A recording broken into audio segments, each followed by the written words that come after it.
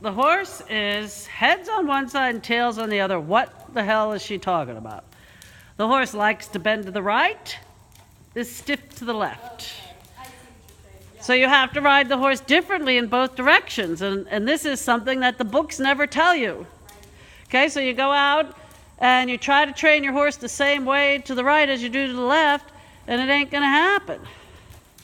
So I'm hoping through my presentation people develop the awareness that, oh, two different horses in each direction, right? And Michael Jackson did a video once, I don't know if you remember, where he cut the people's faces in half, and you look like a completely different person. Yeah. I don't know if you remember that video. I don't, but I know what you mean. So she's stiff to the left and likes to bend to the right. So going to the left, we have to bend her left. And going to the right, we don't have to bend her as much because she's already bent right. We have to put her straight. So anytime, and so she's bending left and she's a little bit against you. And your average person would say, so see, this is the point where I would say, okay, you push her up. Okay, and she steps up, but at the same time as you're pushing her up, you got to ask her to soften at the pole. Good, there you go. And let's go ahead and ask her to trot on. So we spent most of your lesson saying, here, Stella, go down and be round. And you've pretty much mastered that. But now now you have to come under and up, Stella, but still stay round. Okay, right. Okay, so it's still, yep, good.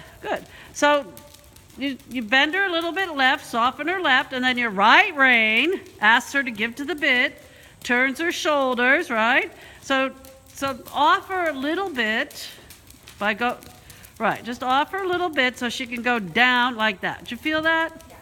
Okay, so it's a fine line between asking and allowing and feeling and listening, you know? But sometimes, good, right there. Sometimes you have to sort of soften to see if she'll go down and into the bit. I know it sounds complicated, but that doesn't mean giving her away, right?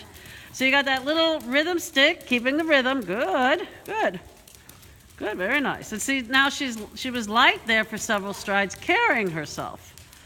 So we need to get off the circle, right? Even though she's not 100%, I would say she's about 95% at being submissive and in the bridle. But we want this flexion at the pole, self-carriage 24/7. All right, so what do you want to do? We canter, straight lines, 10-meter circles. Oh, you want to canter.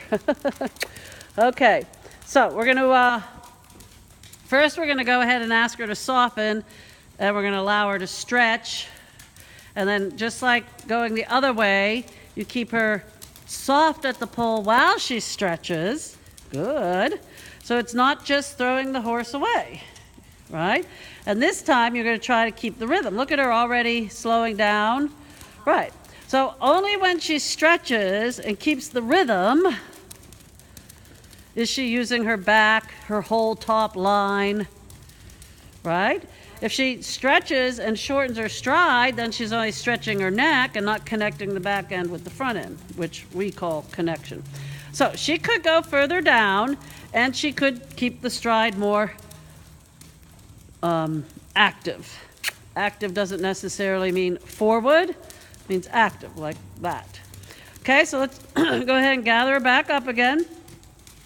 So we're going to shorten and flex and shorten and flex. Right, you need to shorten the left rein, good. Right, and you're going to go, so you're going to ease yourself into a sitting trot and ride a 10-meter circle. I like to know that my students can ride a 10-meter circle with the horse soft and on the bit before they canter.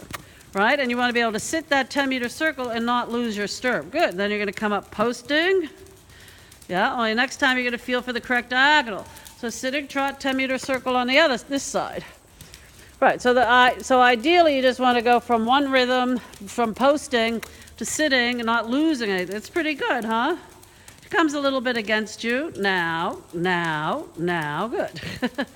So one of the goals is for you to be able to go posting on the bit, sitting on the bit, feeling for the correct diagonal on the bit. And I know it sounds rote, like, well, that sounds like silly, but it's important. The horse can't be coming above the bit just because you went from a sitting to a posting trot or changed the rhythm or whatever. So again, another sitting trot, 10-meter circle. So we want all of this stuff just to become like, you never ever think about it. You just do it. Good. Right, good, good. So, fine. And softener. Always think soften, then come up posting. Soften, then stretch. Soften, then sit. Soften, then 10-meter circle. Or how about just soften all the time? So, pretty good, right? Feels good. Yeah. So let's go ahead and, this is 5 minutes. I guess you can keep going. Let's go ahead and shorten up your reins, and you need to make the circle a little bit better. We need to be able to shorten the reins and keep the horse on the bit. We need to be able to go into jumping position and keep the horse on the bit. We need to be able to do everything and keep the horse on the bit. Good. Anyways, so we're going to go into a little bit of a light seat, and we're going to ask her to canter. Good.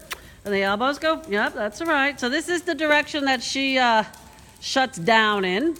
Okay? All right, so we just go again. Elbows forward and back. Right, so you got your little rhythm enhancement stick. So this is a good canter. Good. Right, so yep. So when you feel her starting to fall out of the canter, that's when little tap with the whip or kick. Okay. Right? So you're going to put her back on the bit. Good, good, good, good. Need to shorten your inside rein. Yes, ma'am. Tap, tap with the whip. And we're going to swing into the canter again. Good. Arching the back. Rhythm. Right, too late. Okay, so posting. So let's ease yourself into a sitting. And we're going to ride the 10-meter circle. Yeah, open the shoulders. Open the inside rein. Don't be pulling back. Just say, here, Stella, give to me. Yeah, good. And then we're just going to sit tall, and we're going to ask her to walk. So we just sit tall. Don't pull. Just sit, and then your leg pushes her up and sends her forward. Good, and then we'll go ahead and we'll let her go down. Every horse has every horse canters better in one way than the other way, and obviously her right way is her better way. And her left way, like when I training Brock, he used to always fall out of the canter. Still does, because I let him. Yeah, I do too. I just say, okay, here, we're done. Right. And and we're done. yeah, and that's why we need people to sort of, pester us. Yeah.